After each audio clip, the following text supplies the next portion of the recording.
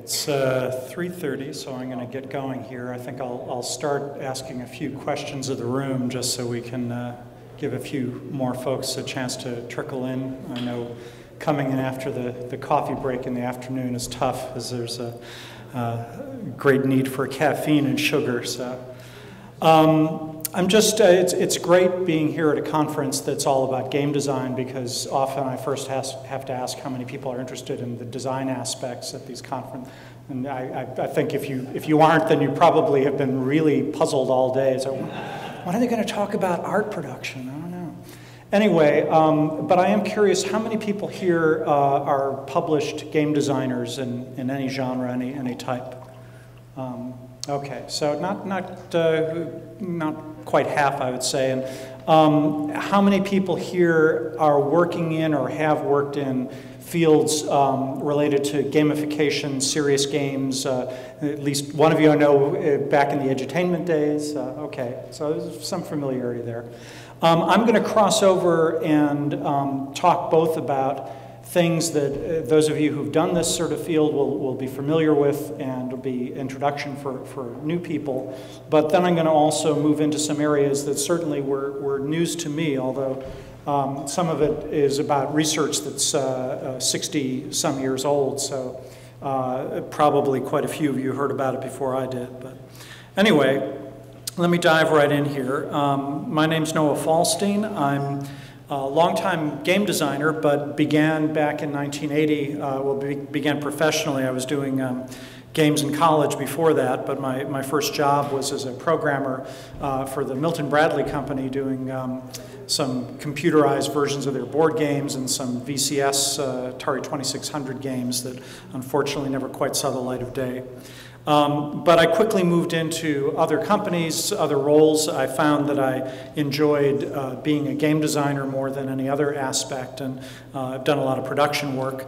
The first half of my career, at this point pretty much an even split. I worked at companies that usually started small but became quite large. I was the 7th employee at Lucasfilm Games and was there as it grew into LucasArts, and was the 9th employee at the 3DO company, which was a sort of failed attempt at console. It came out just a year before the first Sony PlayStation, and if we had done things a little bit differently, I think it could have been a very significant console, but as it was, it will forever be known as the one that was almost as expensive as the Neo Geo.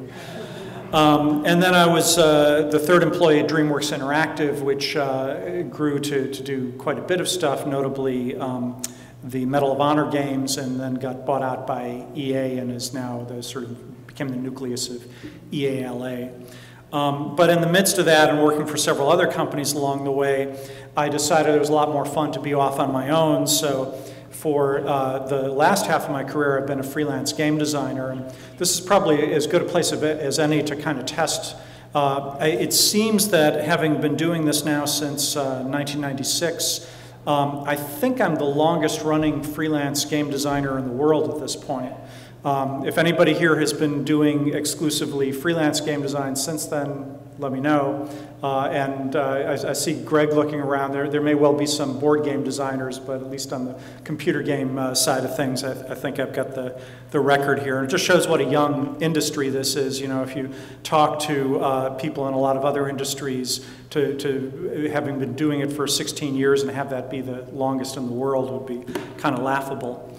But I love variety. I've worked in a lot of different areas. In fact, it's easier to say I haven't done sports games, and I've done just about everything else at one point or another.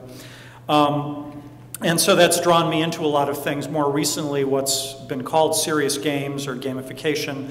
And I've done quite a bit in this field. I've been working on advisory boards for the Serious Games Summit when that was a thing before the GDC people kind of killed it off.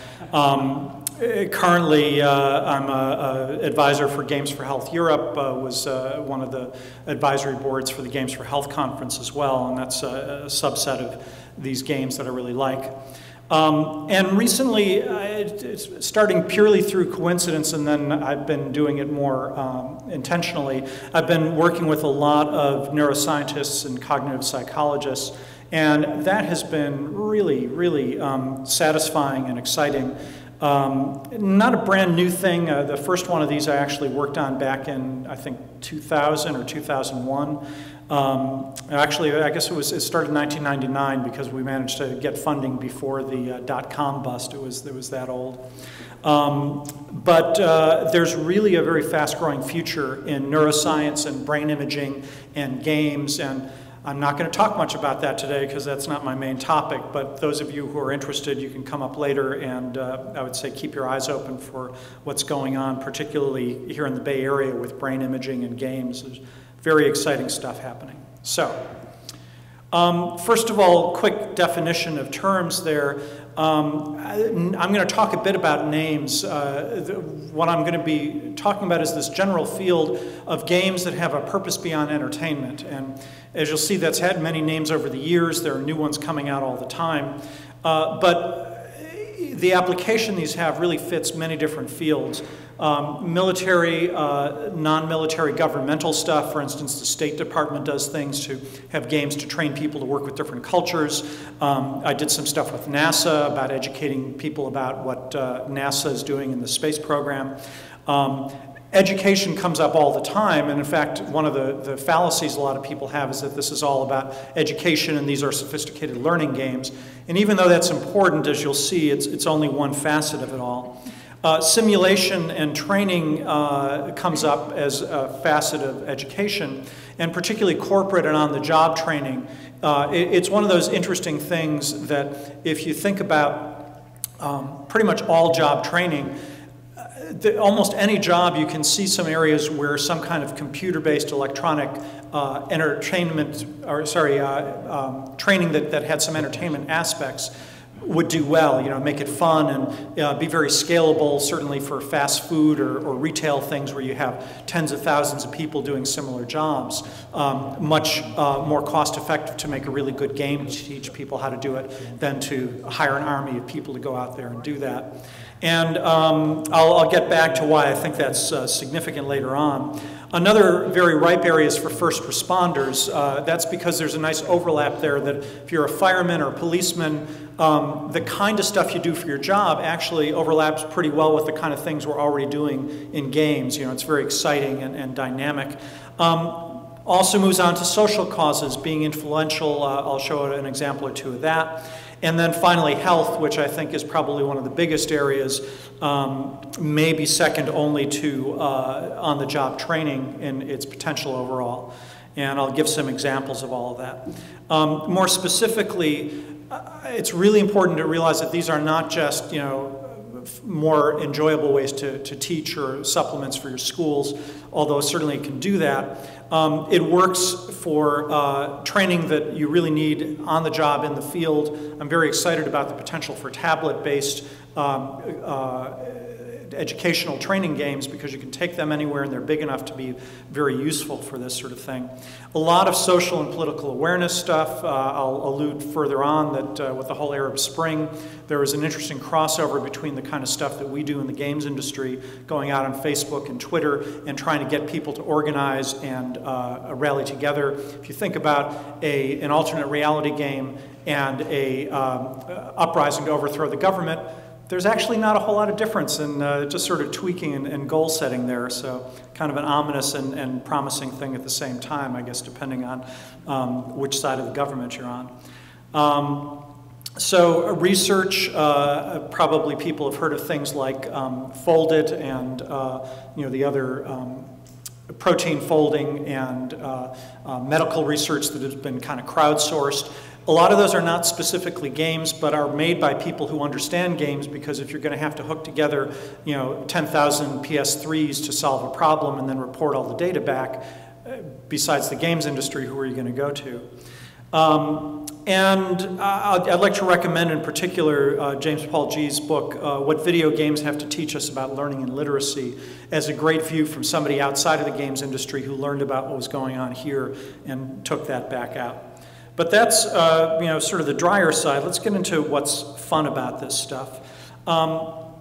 Started, as I say, a long time ago. This is something known as a link trainer. It was early simulation game of sorts designed in World War II to start to teach people how to fly airplanes. And despite the crudeness of what you see there, this was really state-of-the-art simulation technology back then. And simulations have been around, certainly even electronic-based simulations since the 40s, and certainly more computers and electronics started to get introduced in the 50s and 60s.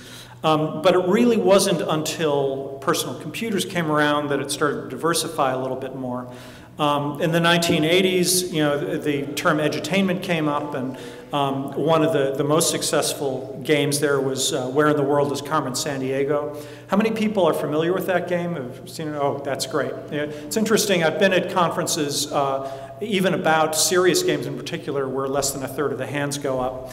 And I got this box cover, and I was struck by the figure of her in the background there. I thought, boy, that looks really familiar. And I was running around on Google, and anybody who's seen Scarlett Johansson's Black Widow character in the Avengers, look at those poses in her hair there, and look at so they definitely had a pretty good handle on what would make a female action hero back in the 1980s. Okay. Then what really started to take off, at least in terms of numbers and interest and stuff, because the edutainment piddled around, but there was a lot of, back in this era, there was a lot of talk of chocolate-covered broccoli. I think Brenda Laurel coined that term. The idea that, if you take something that's really good for you, but people don't like it, and you put something people really like on top of it, they'll just love it. But chocolate-covered broccoli doesn't sound all that appetizing, and if you don't really like broccoli, maybe you'll lick the chocolate off, which was the equivalent of playing the game and not learning anything. But even then, it's not really a fun way to eat chocolate. So that wasn't quite the right idea. They didn't quite have the methodology down. It started to work a little bit more effectively. America's Army is not a training game, but it is in fact a sort of a propaganda and recruiting tool, and was tremendously effective by the Army standards. This was a game that basically put you in an over-the-shoulder third-person view and gave you a sense of training in the Army and what people in the Army would encounter. That sort of subgenre has been quite popular. It's interesting, though, coming here, one of the things I like about this conference is that the games industry has been very much a white male club, and there's definitely more diversity that I'm seeing in the audience. Intriguingly, I think to date, the most successful in terms of financial return. Okay, let me phrase this as a question. Anybody know what the game that has probably brought in the most money that had a woman as a lead designer was? Any guesses there?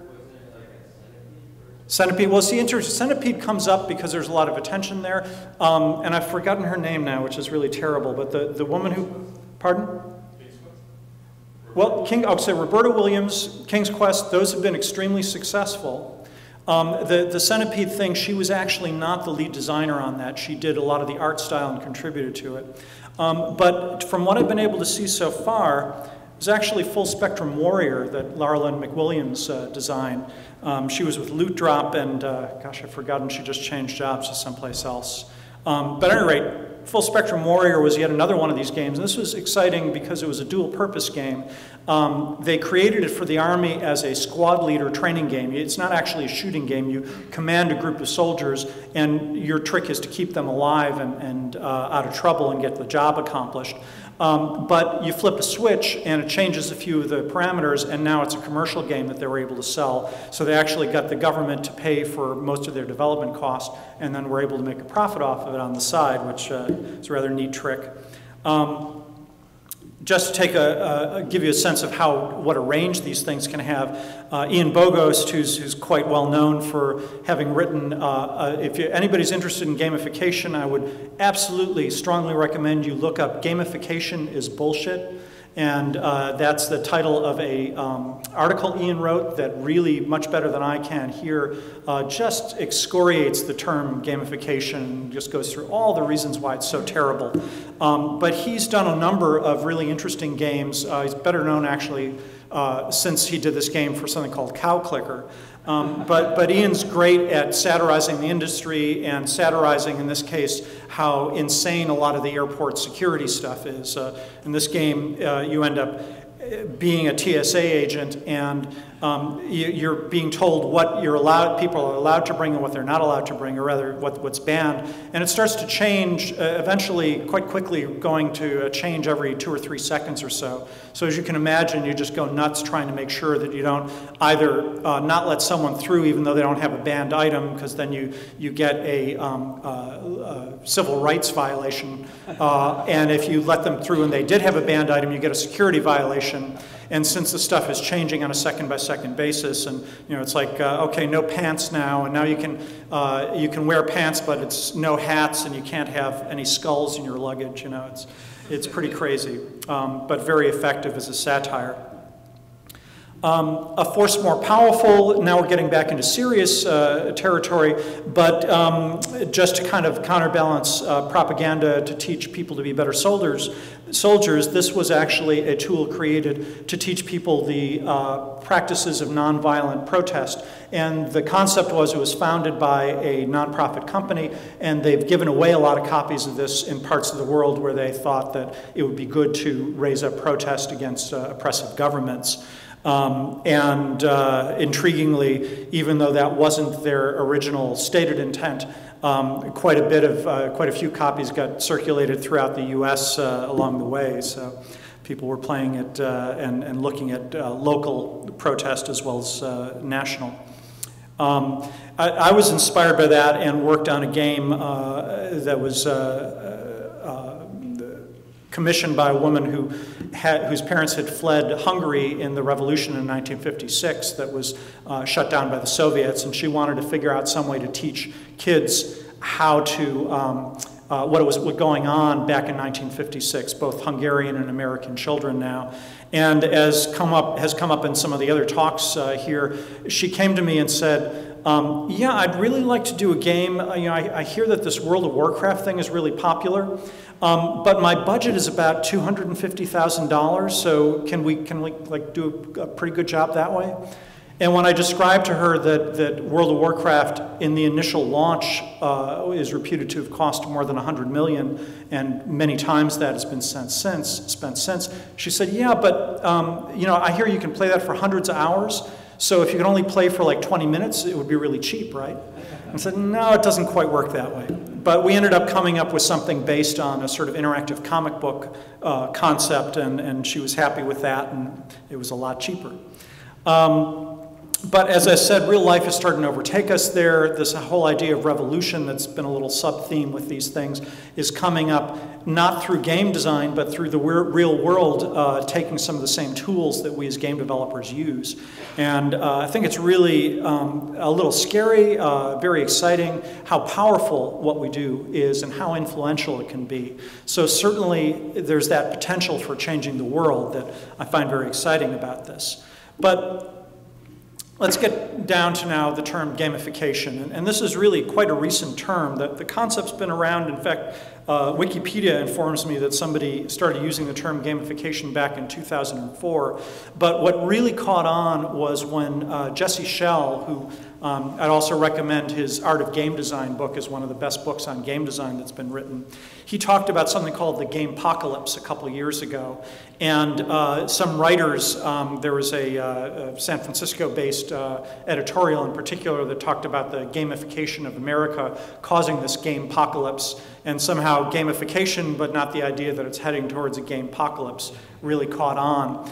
And within a year, there were like 4 times as many Google hits on the term gamification as there were on serious games. So this is a very popular term, and people are really very excited about that. And in particular, this idea of taking badges and high score tables and that sort of stuff and grafting them onto something else like Foursquare does just to sort of give you awards for having been in a place, that really caught on as, hey, this is a great, easy way, and it works just great, or does it? Names are a tough thing. None of these names have been really good for what we're talking about here. Simulation only covers a small part of what these things can do. As you can see, some of what I talked about are not really simulations at all. Edutainment was always a very uncomfortable mashup. Serious games managed to both make it sound like they're not fun and also sort of insult all other games for being somehow frivolous. And gamification as a name, it has a lot of problems. Ian's article, as I said, is a great analysis. On the surface, it seems like there's something really positive about that. It's, hey, I get it, gamification. You gamify something, and I think the reason it's caught on so much is that people say, oh, it's easy, I understand how it works. What's a serious game? I don't know, but to gamify something, it sounds easy. And the problem is, in fact, that it makes it sound too easy. And speaking as a professional game designer, in this audience, I feel a little bit of room to complain a bit here. There's that sense that, hey, what we do, it's not important. Just put a high score on there, give people a few badges, and it's fun, right? And, there is some truth to that even taking something boring and kind of crudely adding a high score and some badges can sometimes take it from being deadly dull to being, not so dull. But you're not going to make something really good unless you look at it in more depth and basically understand the fundamentals of what you're doing. And Ian also had this great thing that he tweeted, I don't have time to craft a meal, I'm just going to cookify some food. He said, you don't hear a chef doing that, but that term gamify just seems to imply a quick, shoddy approach to something. Another real problem, and I'll get into this more depth in a moment, is the idea that it's based on these extrinsic rewards of scores and badges and not on intrinsic rewards that people enjoy internally. There are some uneasy associations with it as well just with the name. There are some positivification words out there, but there are a lot of negative ones. And I cheated a little bit. Defecation isn't an ification, it's an effication, but sure sounds similar. And after reading some of Ian's stuff, it's kind of hard not to think in those terms.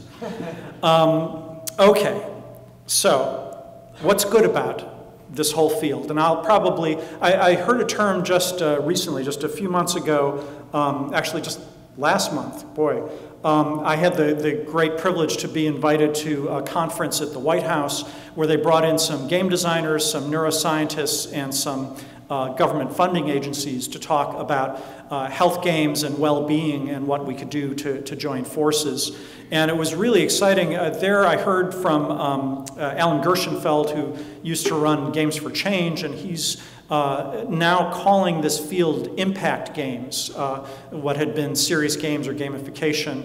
And I don't know if that will catch on, but I like the idea that these games have impact of some sort. It might be educational, it might be changing people's opinions, but it has a little bit of neutrality to it. It doesn't imply what kind of game they are. It doesn't insult other types of games. At any rate, I don't know. It's too early to see if that will catch on. It doesn't seem to be doing very well so far. But regardless of what you call it, there are a number of benefits, and as is the custom with these things, when you start getting close and realizing that there's a lot of alliteration, I made them all start with C. The first thing is, these are really good for creativity, that as a game designer doing entertainment titles, of course you do creative stuff, but when you have to do all the stuff to make it creative to be fun, then you've got some sort of serious purpose you have to accomplish, and you have to figure, is there an overlap? Can they reinforce each other? It was, amazing in trying to stretch my brain. How can we do this? What tools do we know from games? What tools can we learn from behavior modification research to bring this together? As I say, brain science and brain imaging is also coming into the play right now.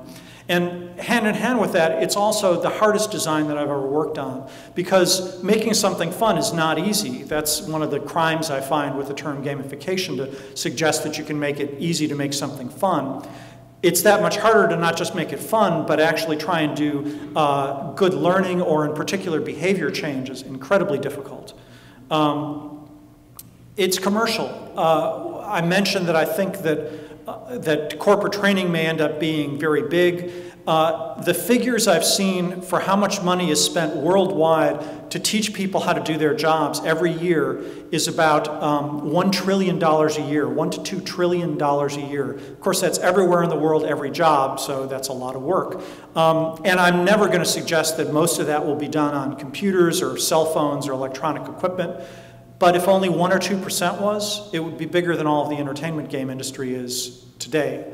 And I think it's quite possible to imagine a future, even 10 years from now, 20 years from now, where perhaps 5% would be a reasonable thing. Some types of jobs, 50% is a much more reasonable figure for training. Others are going to use very little electronic training, but many jobs are going to be able to use some of it. So there's a lot of money that will be spent, will be made on these things, and the bigger games that are being made in this area are already in the multi-million-dollar budgets, in some rare cases even in the multi-tens of millions. Those are governmental serious games so far.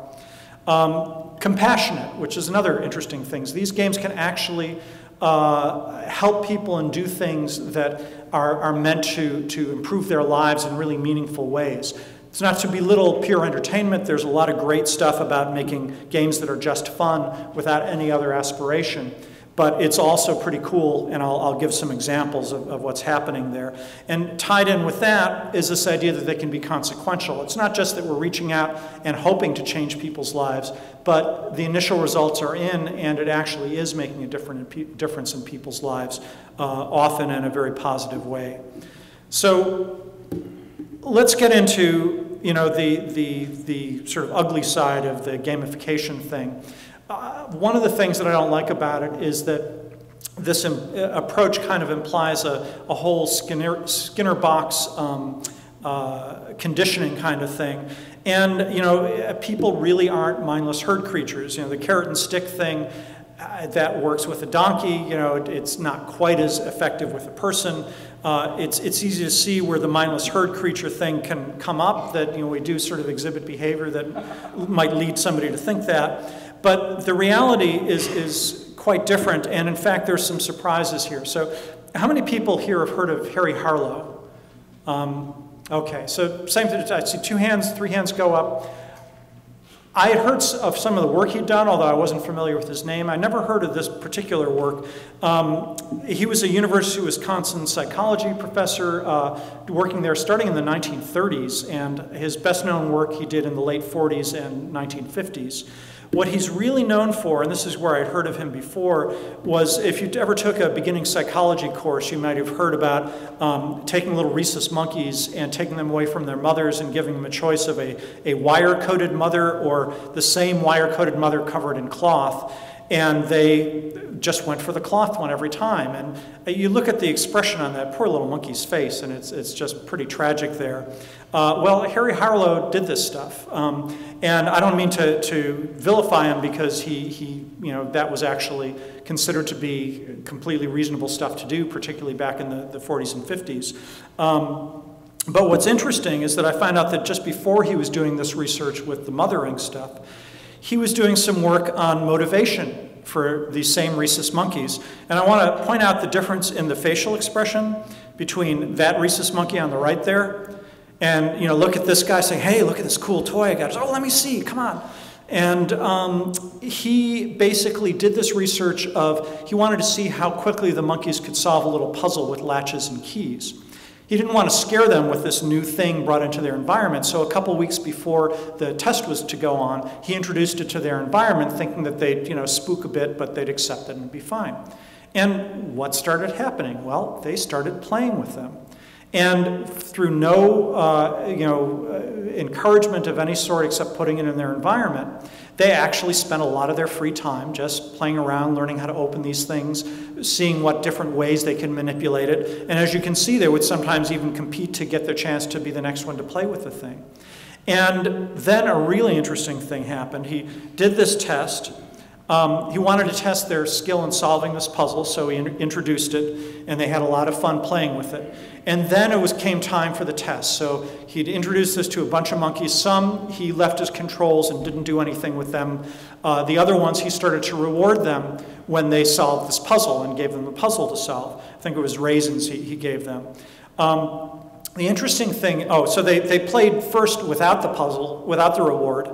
When he gave them rewards for solving the puzzles, they very eagerly took it, and they got actually quite excited about it. And as soon as he took the reward away, well, first of all, to solve the puzzle based and get a raise in reward, turned out that they were actually making more errors and solving it less often than the ones who were just doing it on their own for fun. And then when he took the reward away after introducing it, they stopped playing and, they stopped playing with the puzzles, but the control group that hadn't been given the rewards still found it fun to do. And this was 1949, I think, and it's kind of shocking to me that a lot of this research is only now being more popularized to say that, you know, maybe giving people explicit rewards for stuff isn't the best way to do things. And they found this over and over again now as they're starting to do more experiments.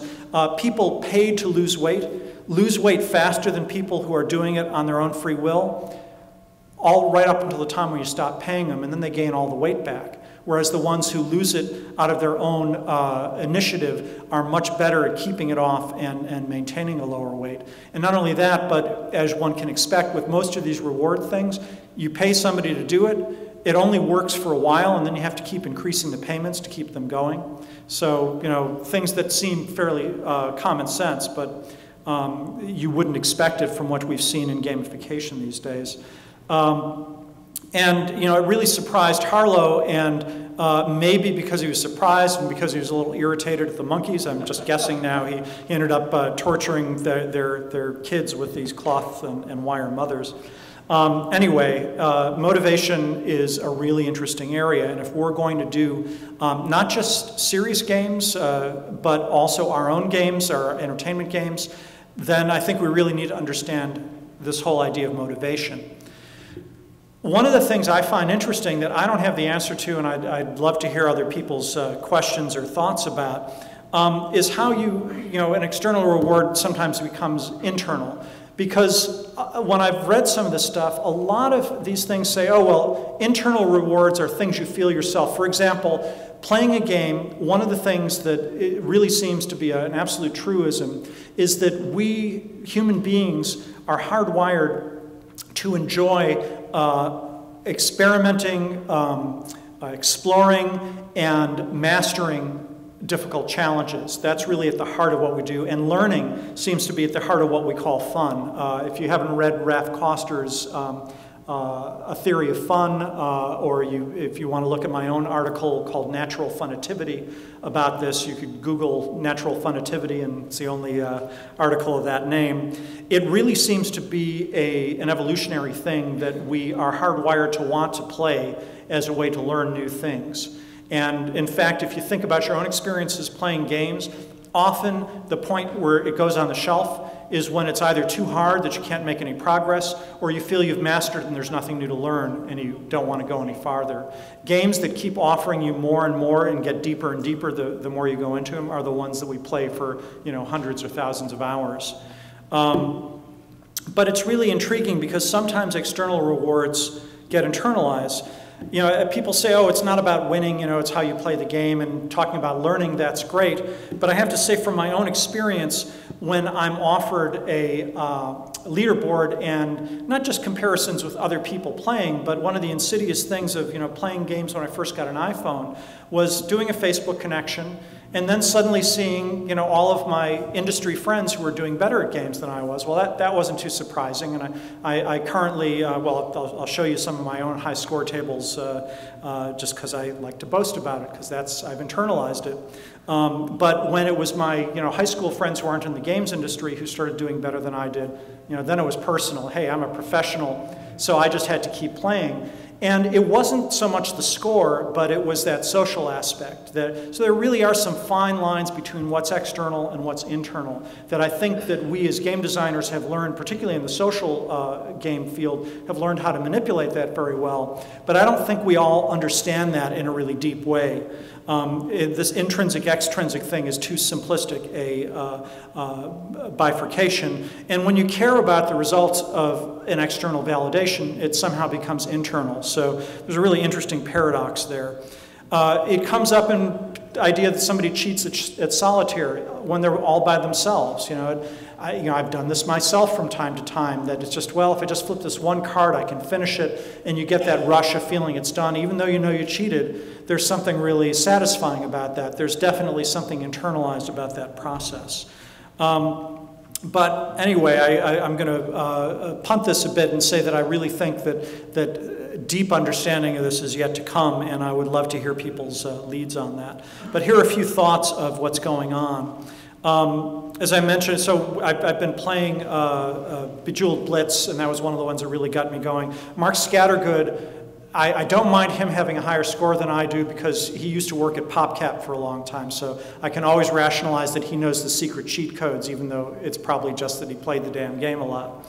But it really is a matter of pride for me in a given week when I see that I've got a better score, and the fact that they reset it once a week means that there's always that chance for somebody else to pop up there, and there's always that chance for me to get re-energized when I realize that my sister, who I'm happy to say didn't even make the top 5 this week, is not up there with me. It's funny how those things get so internal. And hand in hand with that, when we do serious games, one of the big goals is to change people's actual behavior. Foursquare isn't having you, log in at these places just because they want to give you a badge. They want to drive traffic to these places that are, in some cases, paying them for advertising, in other cases, just funding them through contributions.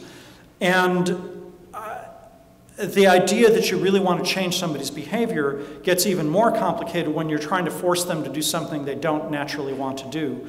Exercise and exergaming being an interesting point. A lot of people hate exercise, they don't want to do it, they know it's good for them, and there's a whole industry that's sprung up around that. Wii Fit has sold, I believe, 24 million copies for a single SKU that had an expensive external piece of hardware that you needed to buy for it that really is a glorified pair of kitchen scales stuck together.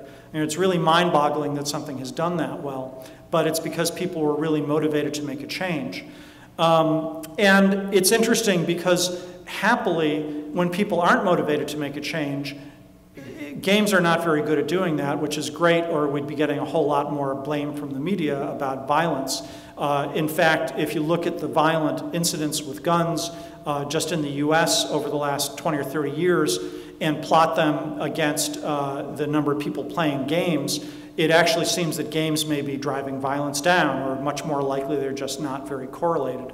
But when you do want to learn for your own sake, sometimes those motivations can really become intrinsic. And give you a couple examples and be summing this up soon. So let's see. Oh, good. Perfect timing for some questions. So one of the interesting serious games out there is something called Hazmat Hot Zone. It's about, I think, 7 or 8 years old. So this was maybe Unreal or Unreal 2 engine. I forget. They used one of the game engines, simulated New York City, simulated being a firefighter first responder, so you run around and you stop hazardous material spills or clean them up or help people out.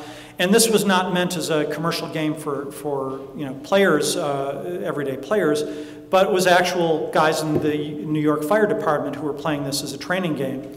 And as you can see here, one of the interesting things about these games is that it's not just that somebody plays it as a simulation, but you often have other people watching them or teaming up with them and observing what someone's doing, and then they switch places and they can both talk about what the other one has done, what worked, what didn't work. Turns out that that's actually a much more effective training and educational method than just sending somebody off on their own to do it.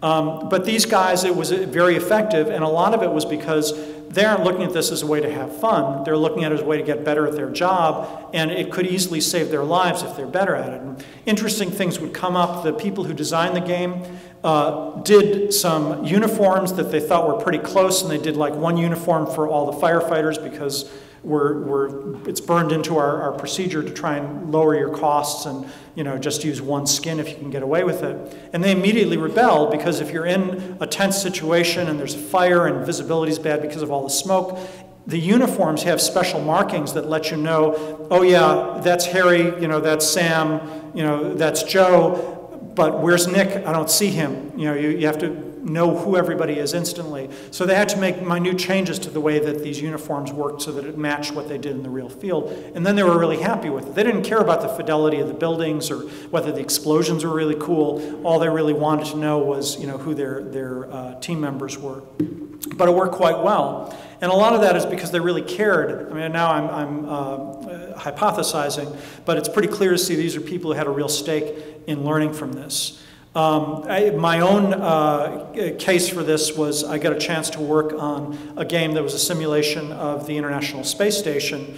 And one of the big motivators for me to put in time and effort on this was that they got to send us down to the Johnson Space Center, and here I am geeking out in the Space Shuttle mission control, and they took this flash picture, and you know, immediately there was a crisis on the space station because everybody was blinded in the control center by the flash bulb, but you know, luckily it didn't re-enter the atmosphere. I've got another picture standing in the 1960s Mercury, Gemini, Apollo area, which was amazing, and I don't usually show that because we weren't supposed to be let into that area. It's almost a shrine at this point, but the NASA guys let us in as a special favor. And one of the things I find really interesting about these old consoles, first you're struck by how incredibly primitive these things look. And then the next thing you notice is that every single one of these computer consoles has a little metal ashtray welded to it because you would, of course, smoke, you know, chain smoke while you're working on the screen. So a lot of stuff has changed since then. Okay, another case of training and people being very inherently motivated to want to learn these things is using training for physicians.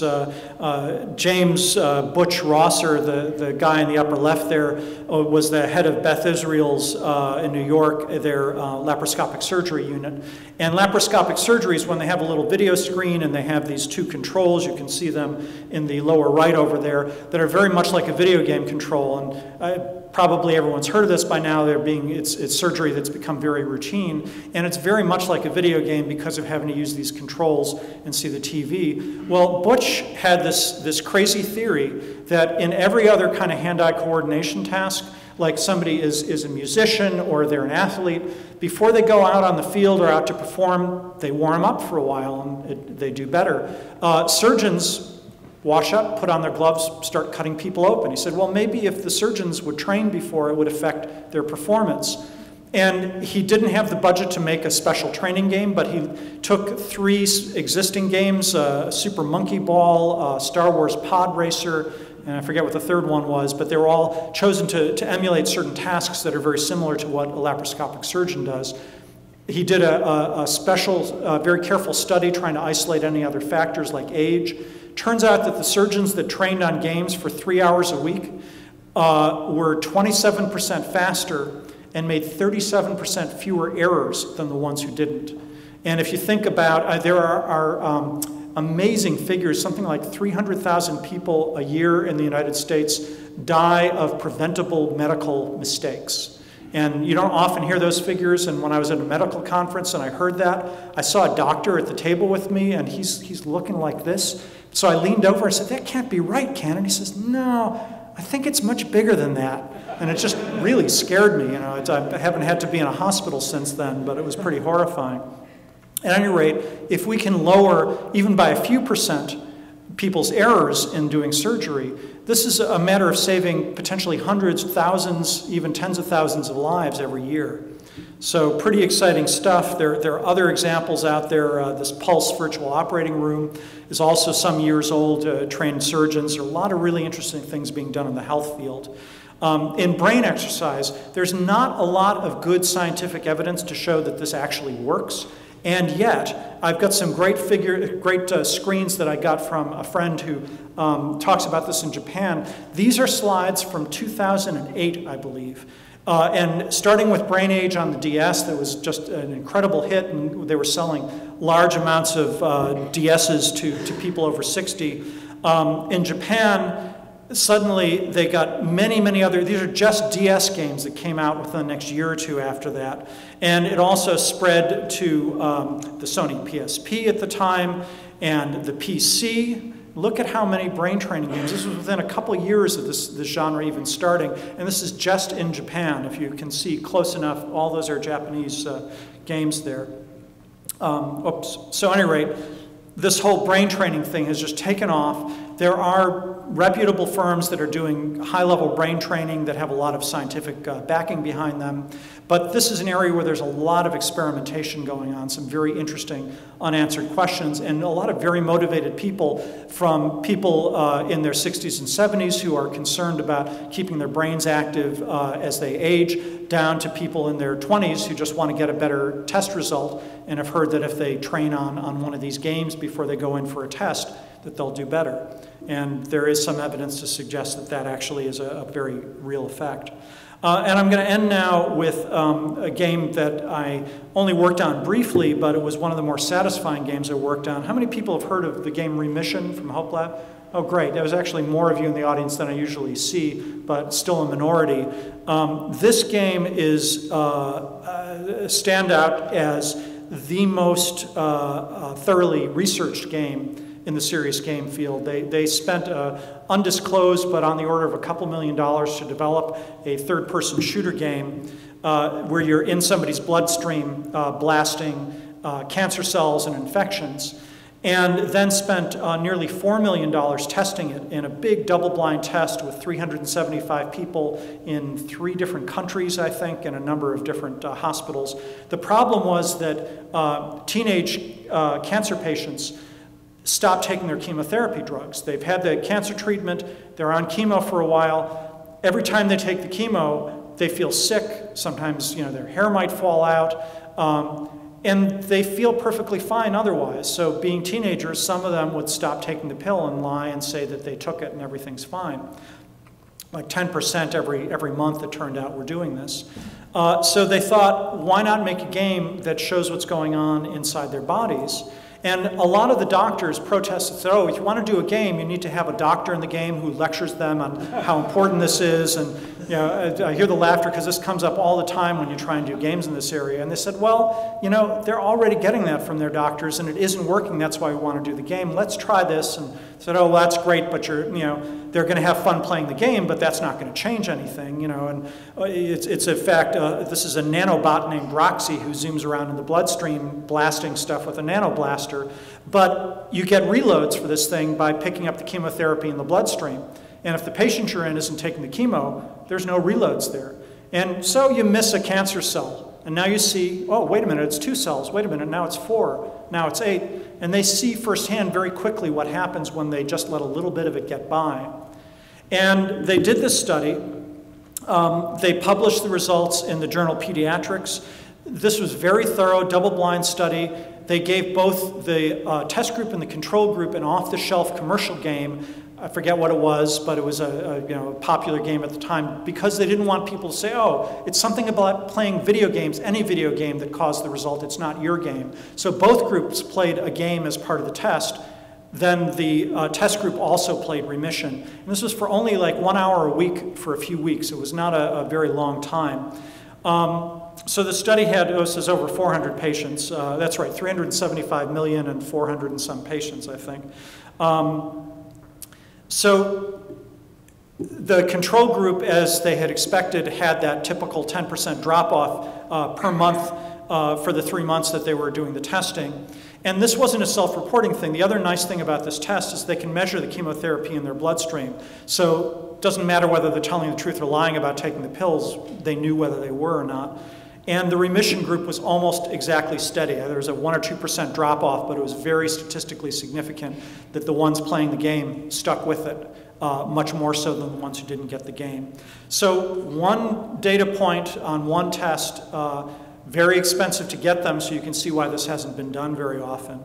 But it's the most encouraging thing I've seen for this. And it suggests that there really are some very interesting motivational things going on, because of course, even the ones who didn't play the game had the motivation of knowing that they had cancer and that they were being told they needed to take this thing, this drug, or they could have a relapse. But some of them weren't doing it. Now, the 10% means that 90% were. Obviously, there's a lot of motivated people. But for that last troublesome 10%, just playing the game made a difference, and in some cases probably saved their lives by preventing a recurrence of the cancer. And this was just the tip of the iceberg. There's so many areas. I'm sure many of you are thinking, as designers will, of other diseases or other medical problems that might be amenable to this approach. And I just love to see what will come up next. So just to review, you can see now from the stuff that I've talked about how creative some of these approaches have to be, how tough it can be to actually get people to change their behavior, particularly when it's getting them to stop doing something that they really like eating bad food, or to do something they don't like taking a chemotherapy drug or exercise. There's a lot of potential on the commercial side, a lot of money that can be made for this. It really can help people, and it does seem to be making a difference in changing people's lives, both in senses of what we saw with the remission thing, but also in the Arab Spring, and seeing that although I'm cheating a bit, that wasn't per se a video game doing it. Social media and a lot of the same tools we use in games are changing the lives of people in very significant ways. So I think I'm going to call it at that. We've got about, do I leave 10 minutes? 9 minutes, all right. And we have somebody with a microphone. So questions, comments, ideas about any of this? Is this on? Okay. So one of the things I realized and I wrote down was that what I liked about gamification is it can motivate people to do things that are good for them, but at the same time, I realized that what I didn't like about it was that people don't like to feel manipulated, even if it's for a good cause or a good reason. But the remission thing, you could argue that that was in a way manipulating these patients, but at the same time, I think that the way that they took it in was they didn't feel like they were manipulated. They felt like they were being informed. So to me, it has a lot to do with the subjective experience of how these people are taking in your content. Yeah. So I think that has a lot to do with how they're going to act. There's certainly a big subjective element. One of the other things I would say, though, is in this group, I have no problem in knowing everyone will accept the idea that doing something interactively, playing something in first person as opposed to watching a movie or hearing someone lecture about it is not just a little different, it's fundamentally a different approach. And although it hasn't been tested, I'm personally convinced that part of the reason that remission worked where lectures from the doctors didn't work is that they got to a first-person feel. I mean, by playing Civilization, there was one game where I had a really big thriving country, and then we just discovered oil, and you suddenly see where all the oil deposits were, and I didn't have any in my country, but there was a big deposit in this tiny country neighboring mine. And I thought, well, if I just took it over, the other countries would be upset, but I could pump a lot of money into it, and they'd be pretty happy, and I thought, oh my God, I'm turning into Saddam Hussein. Now I suddenly see what's going on there. And that game gave me this first-person feel for what happens in nation building and what it's like to rule a country in certain ways. I think that sense of first-person involvement and interactivity is so powerful. We all know how powerful it can be, and if we can harness it, as you say, in a subjective way that somebody really feels that even if they feel they're being manipulated, maybe they're happy doing it because it's fun. I think a lot of us have felt that with one game or another, knowing that we're being kind of pushed along, but you go along with it because you enjoy the fantasy or because you want to see what comes next. So there are people farther back, and it may be easier. Okay, she can get out to you there. I just didn't want people to be penalized for not sitting up front. Hey, thanks. I was wanting to go back to one of your slides. You were talking about the external and internal rewards. So, and I was just wondering, so when you've got especially a casual game where you get to the end of a level, and at the end of the level, you've completed it, and you sort of get this reward of there's a little graphic and there's a little sound, and so I was wondering, it's sort of like part of the satisfaction of completing the level. So would you consider that an external or an internal reward? That's exactly the point. As I mentioned, I'm personally a little conflicted about that, and I was thinking more in terms of in a casual game, in a lot of cases, you'll get to the end of the level, and if it's a Facebook game, you'll get 100 points in the soft currency, and maybe you'll get a new object to decorate your farm or city or whatever it is, or maybe it's another component that you need to solve another quest. So there's in that case, it's more of an extrinsic reward, but its value is clearly intrinsic on some level. And this is why I think that a lot of people are being glib about intrinsic, extrinsic, and in fact, it's a very subjective thing. So in your case, I would say that it is a subjective thing. To somebody who feels that it's purely external, and it's like, well, it's another 100 points, but why do I care? It just lets me buy junk I don't need that isn't even real. Those are people who are not going to be playing very long.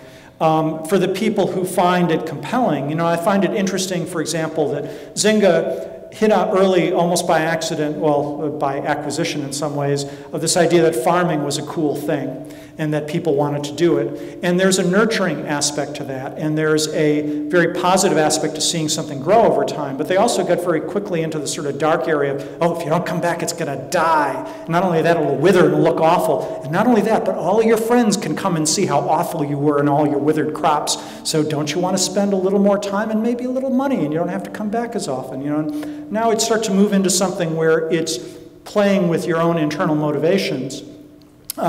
Sometimes in a very dark way. I haven't even gotten into, extrinsic motivation that's almost like torture on some level, so it can get pretty nasty that way.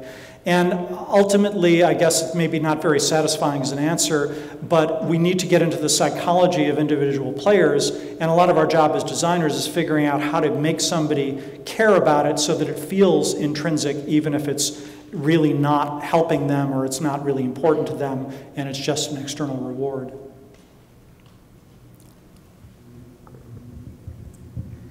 Hi, I'd like to know more about your opinion on alternative reality games. Do you think it's possible to create an ARG that could lead to actual social change?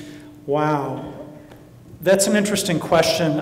When they first came out, I was really excited about them, but if you look at ARGs in general, there's been almost this amazing curve. When the first one, the Beast, based on AI came out, you get this huge spike of hundreds of news articles and thousands of people playing. It seems like each one, there was this rapid drop-off. And there have been quite a few that have tried to do social change. I played Jane's World Without Oil, for example. And it was kind of interesting, but I have to say, so far I've seen very little evidence that they're very good at that transference thing I mentioned, that some people were having fun sort of role-playing or passing the word on. I wouldn't want to rule it out, but so far nothing has come even close, I think, to really motivating people to change their lives in very significant or meaningful ways. I think it's possible, but I think also that the idea, the very name alternate reality game, and certainly in the sense of creating a fantasy world that you can all be a part of, that appeals to the nerds among us, which is probably a large part of this room and certainly myself. But as we've seen with games about farming and stuff, it turns out if you really want to hit tens of millions of people, you have to lower the common denominator. And science fiction and fantasy, I mean, yes, you've got big hit films and stuff, but it's not really going to change the world. And those people rioting in the streets of Egypt, I don't think you can count on them all being Star Trek fans in order to make this sort of thing work. So my own sense is that it's not a very profitable way to go. And I also had a chance to play a couple of ARGs that were meant to teach specific skills. There were some people who did one meant to teach CIA analysts how to be better at what they did, and it was kind of a dismal failure. It was great that I was in on the beta test because it never went beyond that. As often happens with these, they set up a challenge they thought was going to take 3 or 4 days to complete, and somebody solved it within the first hour. And they had nothing. The whole thing kind of fell apart after that, and they had to improvise, and it was just a mess. And it's one of the main flaws that a lot of ARGs have had, and there are ways they try and compensate, but so far I haven't seen anything very effective. Other questions? I think we've got are we doing? Just maybe one more. Yeah, Michael. I'm working with this neurologist at the Veterans Hospitals in Martinez in San Francisco, and it's just the opposite of the intrinsic motivation problem. So I'll just, these guys have traumatic brain injury. They're either standing too close to an IED in the Middle East, or they had a series of concussions. So they literally can't remember 3 things long enough to execute them. Wow. So I'm not talking about a 10-digit phone number. I'm talking about 3 things. And they know that, and they know that they can't go back to school and they can't hold down a job if that's true. So they're profoundly motivated to get better. And the only way they can get better is just like if you're, doing calisthenics, but their brain calisthenics, it literally rewires your prefrontal cortex. Mm-hmm. And the neurologist basically is doing games to just give them the fine-grained formative assessment. It's sort of like welcome to the next level and a very fine thing to keep them going. So it's sort of it's like you're authentic, if the thing becomes authentic, it becomes internal. Mm-hmm. The motivation does. And these patients are playing the games for 20, 30, 40 hours, and they're saying, this is really fun. Well, it's not really fun, but they know that they're getting a hell of a lot better, and it's easier to do it that way. I mean, ultimately, I think the trick with a lot of that is that we as game designers understand the flow channel and that magic formula of making it just hard enough so that it's challenging, but not so hard that it's frustrating and not so easy that it's boring, and then gradually figuring out ways. I mean, I'm really proud of the fact that as an industry, we've come up with hundreds of different ways to sort of self-tune games so that people progress through. You think about the range of skills of people with any given game, and that some of the really popular games out there, Blizzard is particularly good at doing this, people who are absolutely terrible at fast action, almost incompetent, still have a great time and enjoy themselves all the way through. Someone who is literally a computer game athlete also finds it challenging. They're just playing, even though it's the same game, they're playing it at totally different levels. And that's what you need, I think, with that profound range of brain ability. And what little I know about that area, one of the problems is that it can affect each patient somewhat differently. And someone may end up having profound verbal problems, but their motor skills are still intact. And somebody else, it's gross motor skills, all those different things. And appealing to different people in different ways, I think, is one of the things that we as designers are good at. And if anybody wants to, give some suggestions to Michael about work that they can do on that, I'd recommend it. We worked together years ago, and he's doing some great stuff. So with that, I'll thank everyone. Feel free to send LinkedIn invitations. Just remind me where we met through here. And I didn't bring that many business cards. My apology. I'm getting more used to being electronic about it, but I'm happy to connect via LinkedIn. Thank you very much.